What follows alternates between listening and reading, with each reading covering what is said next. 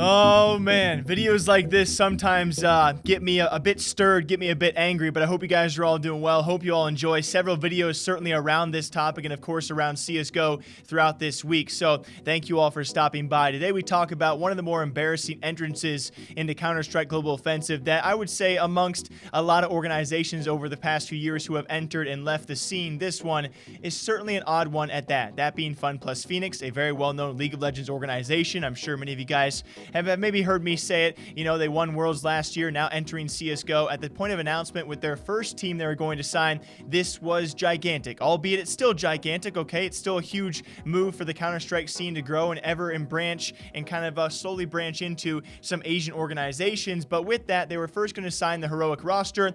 As many of you are well aware, Astralis kind of snuck away one of those members of that Heroic roster, that being S-Tag, and with that, the deal did fall through. Supposedly, according to Nell, other sources, FunPlus Phoenix was set to pay $1.6 to $1.8 million for the entire roster. As you can imagine, when one player, a key player of that roster, then departs and goes to a different team, or is going to go to a different team in July, the entire deal did fall through. Heartbreak for Katie and the rest of that crew, and we'll see what the future of them is going to be. All of this based around a Flashpoint spot, supposedly, which has been gifted to for the first year for FunPlus Phoenix. Other founding teams had to pay the franchise fee to get in this year, but apparently they were gifted their first year to try and test the waters. That Heroic deal falls through. They then, actually thanks to Flashpoint themselves, I'm not trying to place blame on either the league or the organization, but certainly they're both at fault with all of these things going on. We then hear on broadcast during selections that apparently FunPlus Phoenix is going to sign Swole Patrol instead. Albeit it's not Heroic, it's still pretty decent signing, especially if you guys are fans of the Freakazoid Cooper, the brother combo, and other players who certainly deserve a chance to come back and rise through a pretty good league. And yeah, they announced it on stream. Lions picked FPX. FPX is actually going to be Swole Patrol, so we do have to say that. FPX did sign Swole Patrol for the rest of Flashpoint.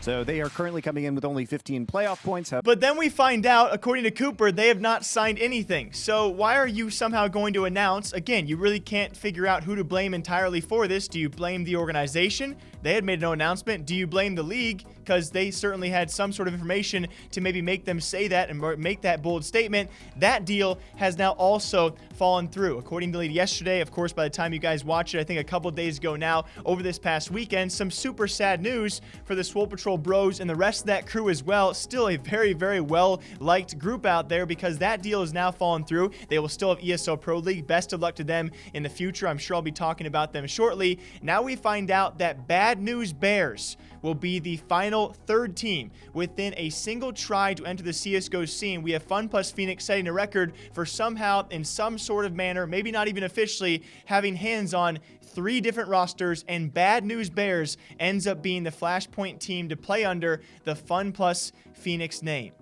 Before all this, during the Heroic transaction, ever since then, they actually deleted all of their tweets around that, and then they try out their second roster, that being Swole Patrol, which I can tell you guys, I will have a very special video on this channel, the first thing out tomorrow morning, that I want you all to watch about Swole Patrol, and maybe why they did not actually want to play under the FPX tag. Let me tell you guys this, if you check my Twitter, you probably know what the video is going to be about. Let's just say FPX at first was willing to pay a lot of money for Heroic. They're not willing to pay much money anymore, and there's an obvious reason why the only team they could sign to try and compete in Flashpoint in Phase 2, by the way, starting out in dead last, was a team like Bad News Bears. I'm just saying, best of luck to BNB, of course. I love rising North American talent. I love any chance for other pro players to get their chance to rise, and certainly they will have a lot of expectations to really not live up to. No one's expecting much out of this lineup, so certainly anything they do and accomplish can be a big thing for them, but you cannot look away from both Flashpoint League, the way they have done a lot of things right now, and especially when you have a key figurehead out there boosting and boasting his ego every single chance he gets. When moves like this happen, I think they deserve to be talked about, and they will be talked about more tomorrow as well with a much more important video for all of you guys. Thank you all for watching. How do I feel about this in FunPlus Phoenix and their first entrance into CSGO? It's a downright embarrassment, and I don't really know how I could defend them at this point. I wish them the best of luck, of course, going forward. I don't think they have any plans to stick it out with this roster past this first season, so I'll probably trash talk them again in the future if that is the case, and they're just utilizing a team because they need to, because they have to. They were given this spot. They had to find a team. As you guys can probably tell, I'm a bit upset by this. More coming tomorrow. Hope you guys all enjoy it. Until then, take care, drink your coffee, drink your water. I'll see you guys back here sometime soon.